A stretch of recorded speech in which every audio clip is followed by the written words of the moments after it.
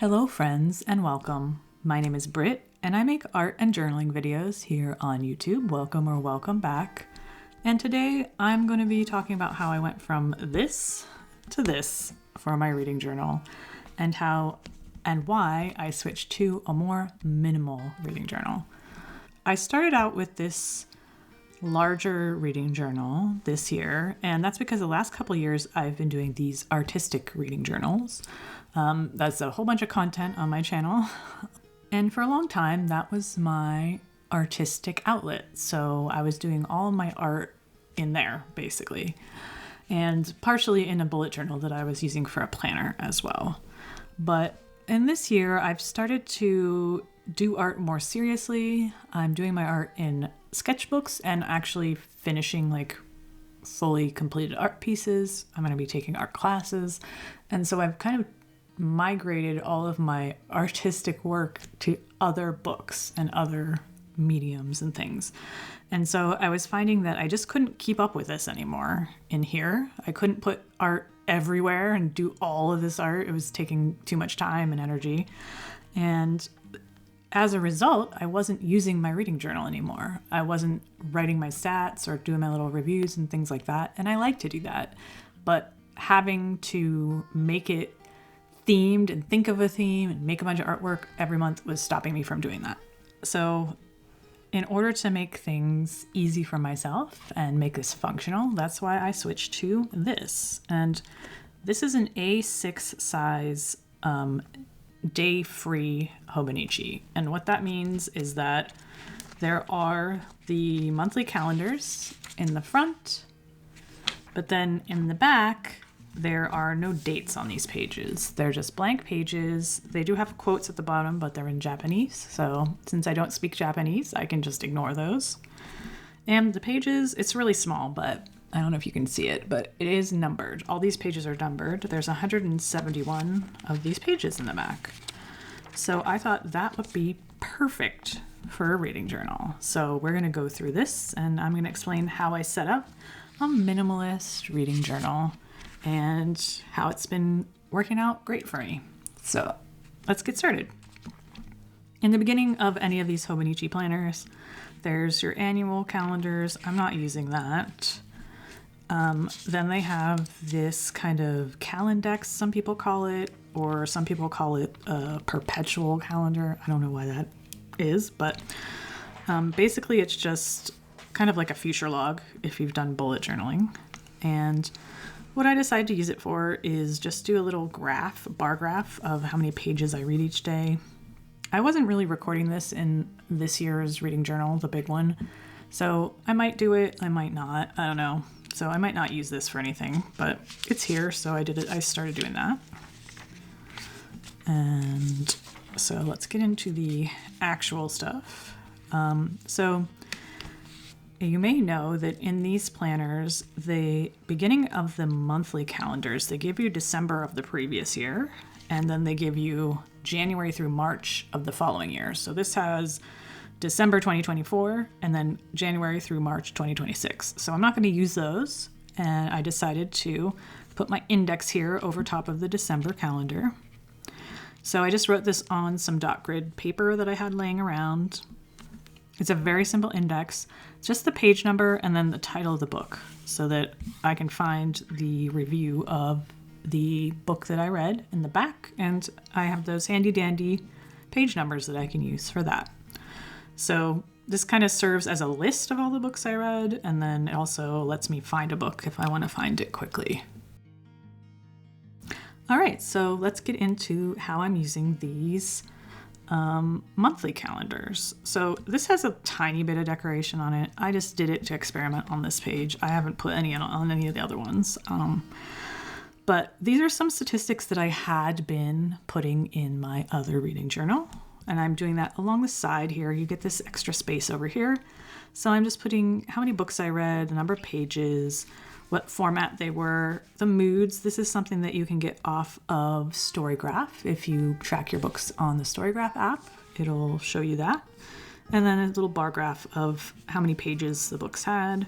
And at the bottom, I started putting the author countries. So for January, I read from mostly American, US authors, but then one author was from Sweden. That's Simon Stålenhag. And then I was wondering how I should use the actual calendar here. So in my previous journal, I was kind of putting lines across like this and then writing the title of the book on there. So it showed like I read this book for like 7 days. I read this book for 14 days, whatever. And I started to do that here, but I didn't really like how it looked. And I wanted to use the book cover somehow. And then I saw on the Sterling Ink YouTube channel that she had on one of her reading journals printed out the covers in like square format and pasted them in there when she finished a book. And I really liked how that looked. So that's what I did here. So I'm just using the audiobook cover of the books because then that's compressed into a square. And so they're just on the day that I finished it. So I like how that looks. It's nice and clean, simple. February. Oh, and then for the color theme, I just picked 3 different colors of a Tombow marker because I wanted the color theme to be very simple and kind of muted a little bit. So I just picked tan, this kind of gold, orangish yellow color, and a green. And I just rotate each month through these 3 colors. That's it. And here we go, February. Same stats, and then the covers of the books. And I really like how clean this is. I didn't add any more decoration to any of these. I'm really feeling like I want things to be uncluttered and easy to look at, easy on the eyes.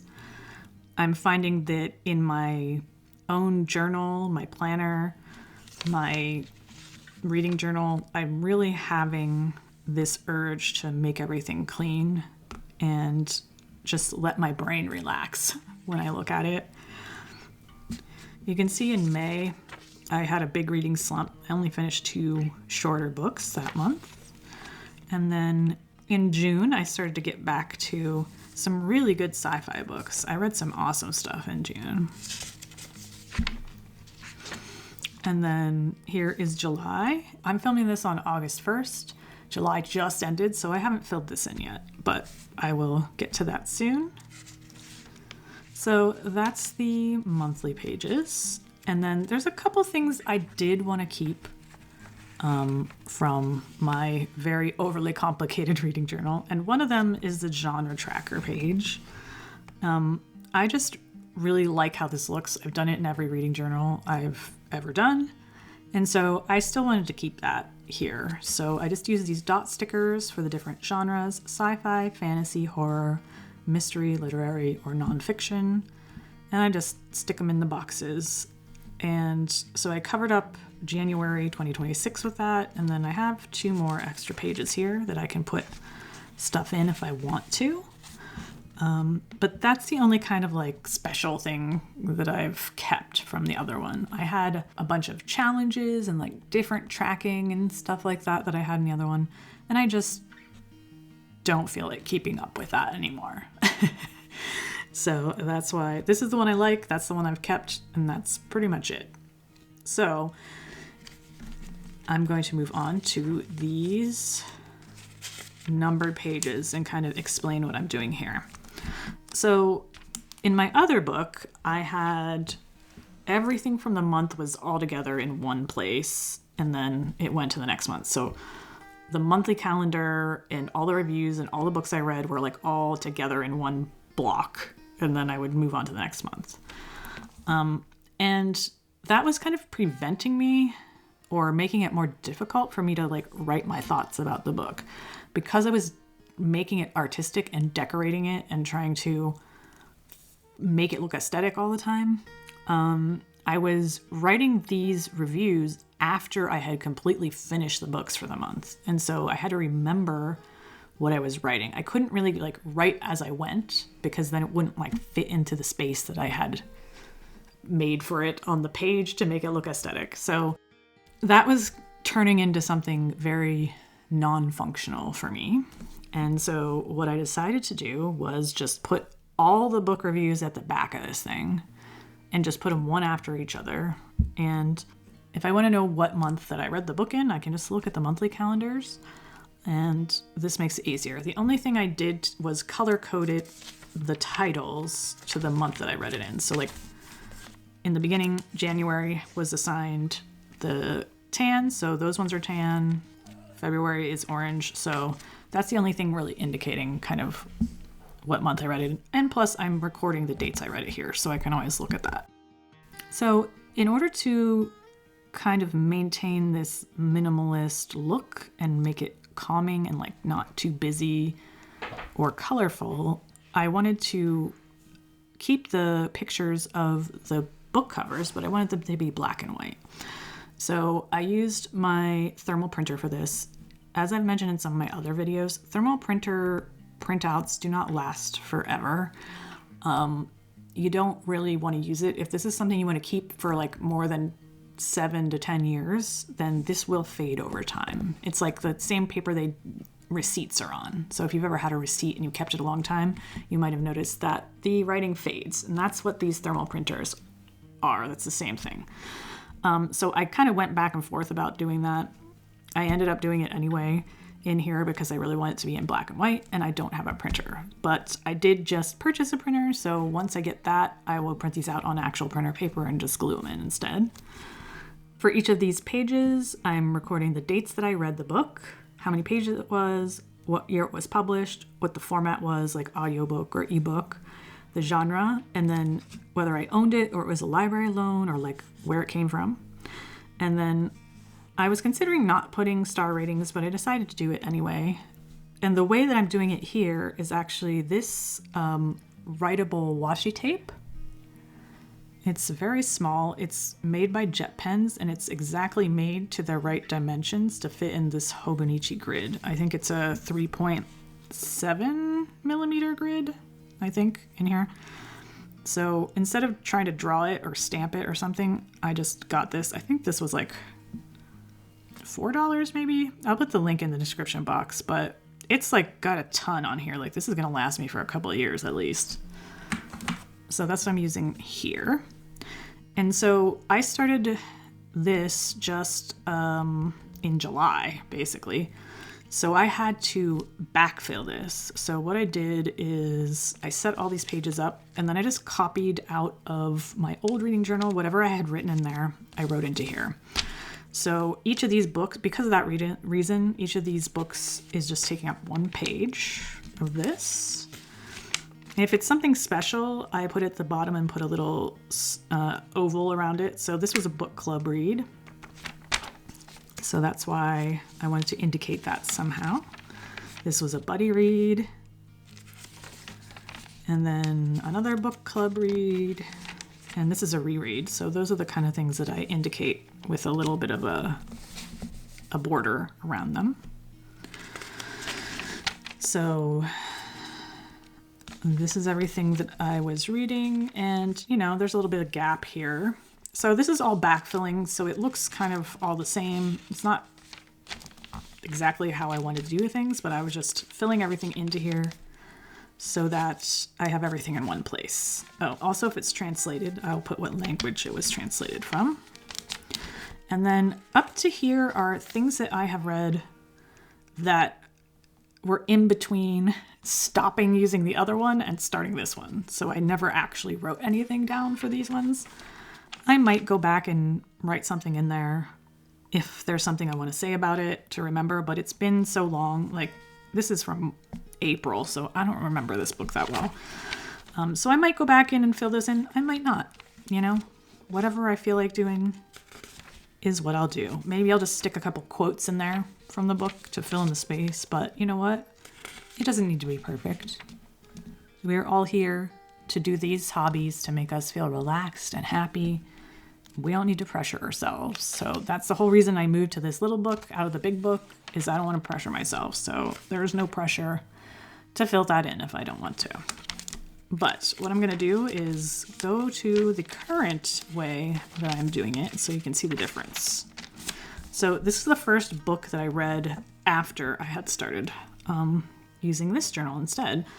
And what I did is I set it up when I started the book, and I just made notes as I went. And this is so much easier for me because if there's something that I liked or I want to remember or whatever it is, a quote, I'm just writing as I go. So like this entry was probably one day and then this page was another day. And I'm just going for as many pages as I need for that book. And then I know I said I wanted this to be black and white, and in regards to the color covers of the books, that's true. But I think like this is a nonfiction book and it's about the Metropolitan Museum of Art in New York City. And so I wanted to include one of the paintings from the museum in here. So I did print that out in color and stick it in. And I'm not going to do this for every book, but if there is something visual that goes with the book and I like it, I'm going to stick a picture in there. So I used 2 pages for this one. And then this is another nonfiction about some art thieving. There's a famous art thief who stole the art but didn't sell it. He kept it in his tiny like attic that he lived in his mother's house because he wanted to have it and admire it. So it's kind of a very interesting character. So I actually used 4 pages for that because I thought there was a lot of very intriguing things in that book. Again, I wrote as I went, as I read. I included some photographs of a couple of the paintings that he stole and that were never recovered because after he was finally arrested, his mother got scared and went and destroyed the evidence. So she actually threw a bunch of things in the river. She burned a bunch of paintings. So some of these paintings are gone. Like they can never recover them. They're destroyed, which is sad. And then there was a little definition of something that I wanted to keep. So I kind of did it in a different font there. So this is how I'm doing it now. This works so much better for me. Like I said, it's low pressure. So now that this whole thing is set up, all I have to do is stick this stuff in at the beginning of a book and then go to town.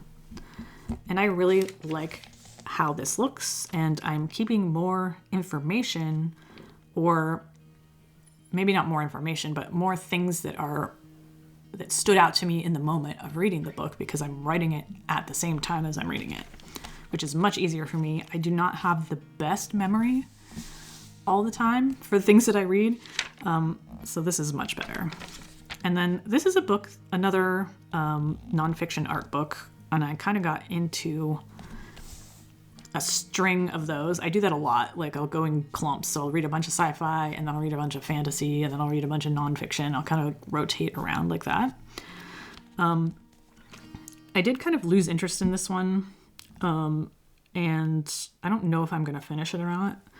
If I don't, that's fine. I'll just say that I DNF'd it and I'll flip the page and I'll move on to the next book. So that's how I'm using this. I think these day-free Hobonichis are really great. They could have so many uses, and I never see people using them for anything.